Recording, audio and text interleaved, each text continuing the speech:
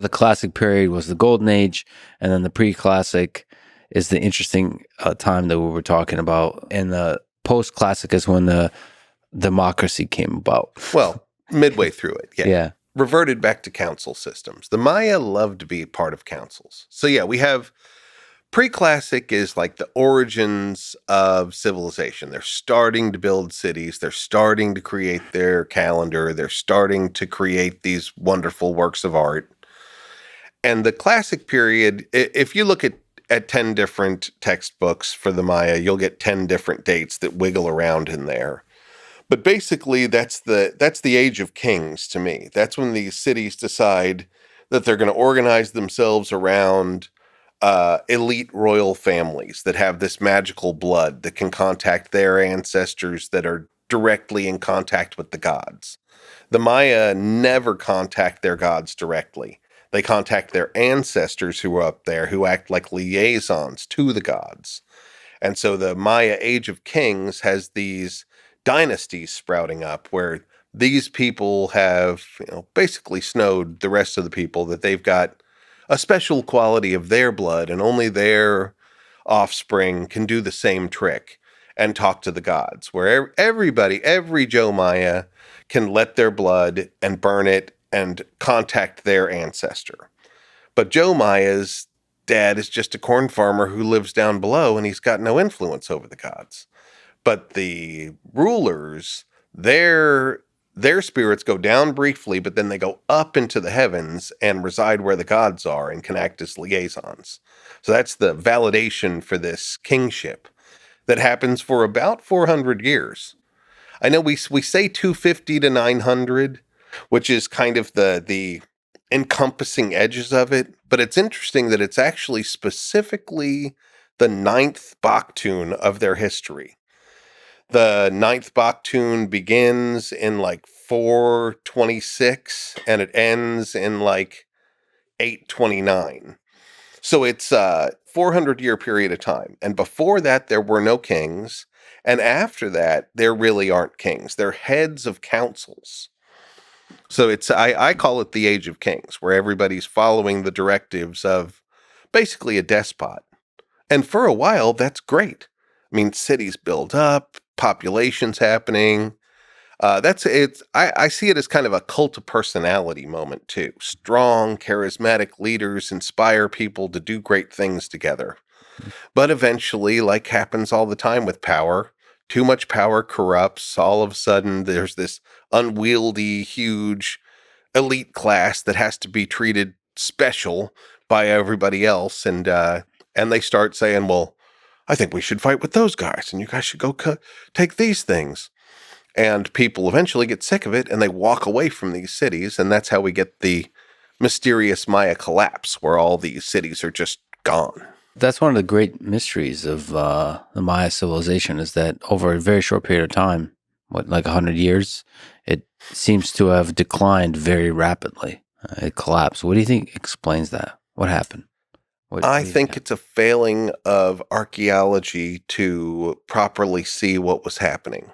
I think that most of those cities' populations moved, no more than 20 to 40 kilometers out and started their own farm, and they lived in perishable houses, and all archaeology's signature sees is that nobody lives in the city center anymore. Mm-hmm. We don't see a bunch of mass bodies. There's no evidence of people getting sick. There are certain cities that fought with each other at the end, and we see that signature plain as day. We know when a city was attacked and burned. Mostly that didn't happen. People moved and migrated, and it seems like right there around like between 800 and 900, a lot of the elites that were on top most of it was in the rainforests of northern Guatemala. They move. They move in two directions. Some of them move into the highlands of Guatemala, and some of them move up into the Yucatan. The city of Chichen Itza becomes the next big capital in Yucatan, but the word Itza is actually a word describing the people who lived around Lake Piten Itza in northern Guatemala.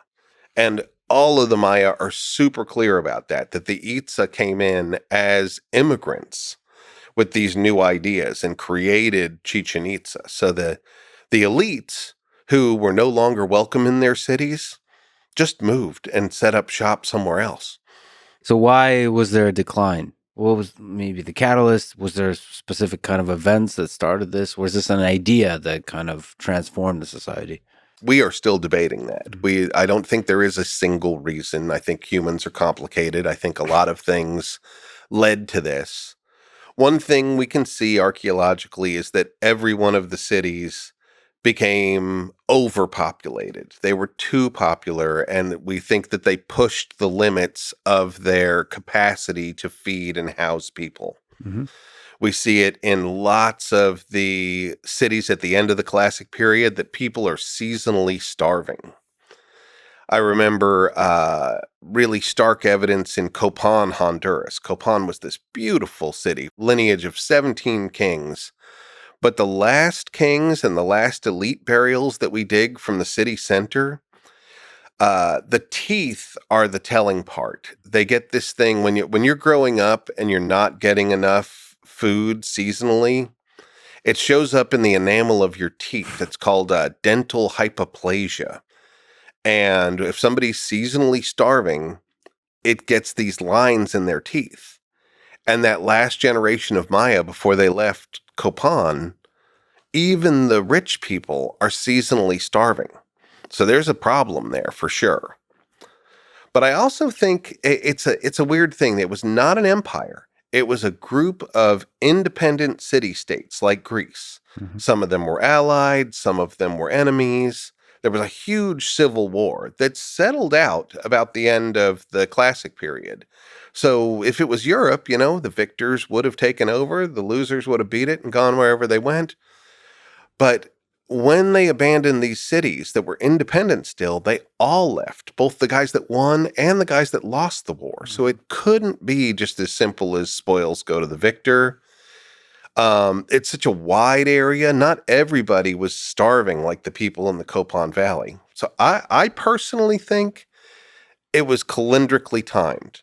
It is interesting to note that ninth period, that ninth 400-year period ends right then.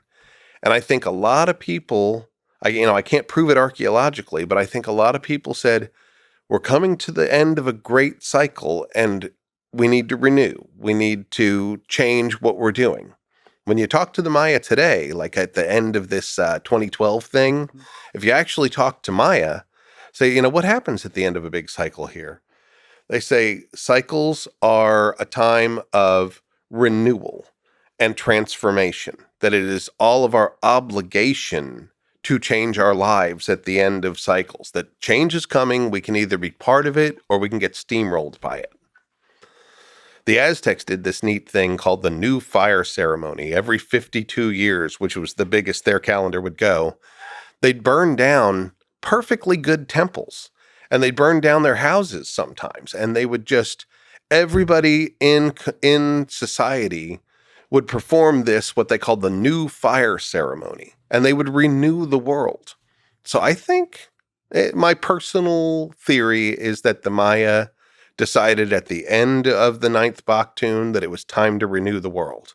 I think this theory makes sense because they really internalized the calendar. I mean, it was a really big part of their culture, this sense of the cyclical nature of civilization.